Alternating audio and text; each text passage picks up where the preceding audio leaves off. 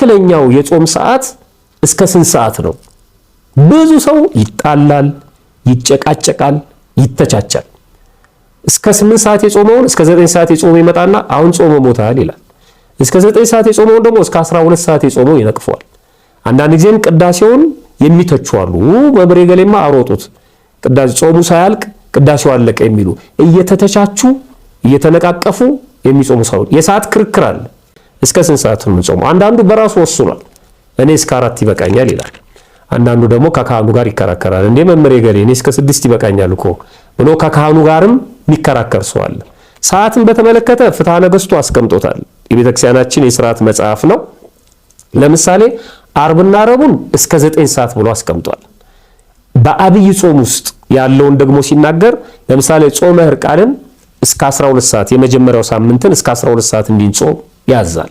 ከዛ ቀጥሎ ከቅድስት ሰኞ እስከ ኒቆዲሞስ ዓርብ ድረስ ያለውን እስከ 12 ሰዓት ይልና ሰሞነ ሕማማትን እስከ 13 ሰዓት ይላል። 13 ሰዓት ድረስ ማለት ነው። ይሄ ከዋክብት እስኪታዩ እስከ ምሽቱ 1 ሰዓት ይላል። ፀሐይ እስክትጠልቅ ወይም ጨረቃ እስክትታይ ድረስ ይልና ከዋክብት እስኪታዩ ብሎ ያስቀምጠዋል እስከ 1 ሰዓት። ማዕከሉ ግን አሁን አንዳንድ ሰው ይኸው እንግዲህ እስከ 1 ሰዓት እያለ እስከ 9 ሰዓት የጾመ ሰው ሲነቅፍ በጣም ያሳዝናል። ግን እስከ 1 ሰዓት ነው የሚለው። አንዳንዴ የ5ኛ ክፍል ተማሪ የ3ኛ ክፍል ተማሪው ላይ ትንሽ ሊንጠባረርበት ይችላል። ግን የ8ኛ ክፍል ተማሪ አጠገቡ ካለ ዳው ዝም ሊል ይችላል። እና ከፍ ያሉትን ማሰብ መቻል አለብን። እስከ ምሽቱ 1 ሰዓት ነው የሚለው ስርዓቱ ማለት ነው። ግን እንደ አቅማችን አባቶቻችን የሰሩት ስርዓት አለ። የጾም ማዕከሉ ሰዓቱ ምንድነው ሲባል የጾም ሰዓት የሚገድብልን ቅዳሴው ነው።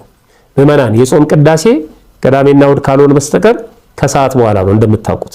ስለዚህ ከቅዳሴ በኋላ ጾሙ ያበቃል። የዕለቱ ጾም ያበቃል። የጥላት ምግብ አንመገብም፣ ግን የጾም ምግብ መመገብ እንችላለን። አወጀች ቤተክርስቲያን በሰላም ግቡ ብላ ካሰናበተች በኋላ ስጋው ደግሞ ካቀበለችና የቅዳሴ ጠበል ከሰጠች በኋላ ከዛ በኋላ ሰው መብላት ይችላል። እንደ ፈቃዱ መቆየትም ይችላል። ለምሳሌ ቅዳሴ የሚያበቃው 9 ሰዓት ከሆነ ከ9 ሰዓት በኋላ እንዲጾም አይገደድበትም፣ የትሩፋት ካልሆነ በስተቀር። ቀደም እንዳልነው የግል በራሱ ወስኖ ለሌላ ሰው ሳይናገር ሳያውጅ እኔ እኮ እስከ ምሽቱ 1 ሰዓት ነው የምጾመው ሳይል መጾም ይችላል። ከ9 ሰዓት በኋላ ግን ተፈቷል ማለት ነው።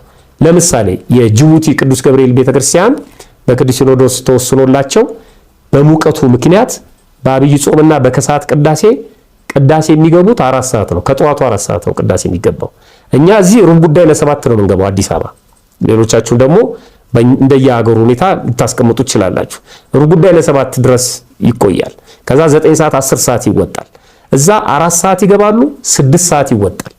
በጣም ሙቀቱ ኃይለኛ ስለሆነ ስለዚህ የጅቡቲ ምዕመናን የከሰዓቱን ጾም እስከ 6 ሰዓት ድረስ ነው የሚጾሙት ማለት ነው በቀኖና ቤተክርስቲያን። ከ6 ሰዓት በኋላ ግን የትሩፋት ነው። ሊቆዩ ይችላሉ፣ ላይቆዩም ይችላሉ። ስለዚህ እስከ ስንት ሰዓት ነው የምንጾመው ለሚለው አጥቢያችን ላይ የሚቀደሰው ቅዳሴ ነው ሰዓቱን የሚወስንልን። ስንት ሰዓት ነው የሚወጡት? በዛ ምክንያት ባለንበት ቦታ ሆነን ሰዓቱን ጠብቀን መጾም አለብን። ፍትሐ ነገሥቱ ግን ይህን ጭቅጭቅ ሲዘጋው ይበላል አይበላም እስከ ስንት ሰዓት ነው የሚለውን ጭቅጭቅ ሲዘጋው እንደዚህ ይላል። አንቀጽ 15 ላይ ቢቻላችሁስ ከዚህም አብዝታችሁ ጾሙ ይላል። አሁን አንድ ሰው እስከ 9 ነው እስከ 6 ነው የሚል ክርክር ቢነሳ 9 ነው የሚነዛው። ከቻላችሁ ከዛ አብልጣችሁ ጾሙ። በጾም ምክንያት ጠብ ክርክር ቢሆን መጾም ይገባል። ለጾም አድልታችሁ ወስናችሁ መጾም ይገባል። ከመብላት መጾም ይሻላል ይላል። መብላት ምንም አይሻልም። ስለዚህ ወደ ጾም አድልቶ መወሰን እንደሚገባ ፍትሐ ነገሥቱ ይናገራል።